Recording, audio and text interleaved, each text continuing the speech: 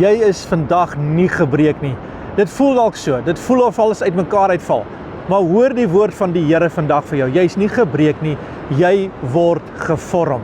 Die Here vat jou soos die pottebakker klei vat en hy sit jou op die tafel, hy haal onsuiverhede uit en hy's besig om jou te vorm tot 'n voorwerp van eer, van heerlikheid en van krag. Rus in die Here. Vandag is jou dag van deurbraak. Jesaja 64 vers 8 sê, maar nou Here, U is ons Vader, ons is die klei en U is ons pottebakker en ons almal is die werk van U hande.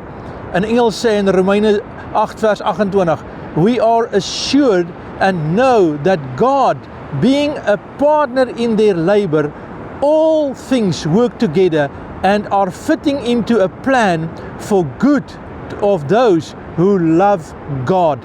Gebrokenheid is nie die einde nie. Dis die proses van vorming na 'n nuwe saak.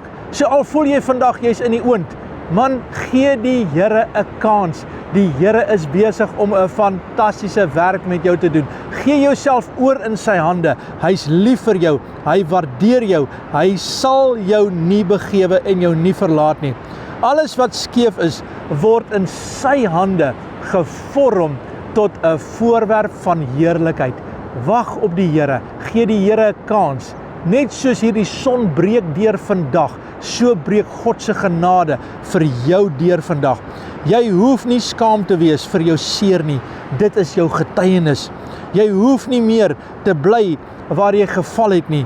Jy kan vandag weet die Here help jou op. Hy tel jou op en hy dra jou vandag na oorwinning toe. Jy is nie gebreek nie. Jy is net gevorm. En die Here vorm jou vandag. Vader, ek dank U vir die deurbraak en ek dank U vir die oorwinning en ek dank U, Here, dat U die beste vir my en jou instoor het. In Jesus naam. Amen and God bless.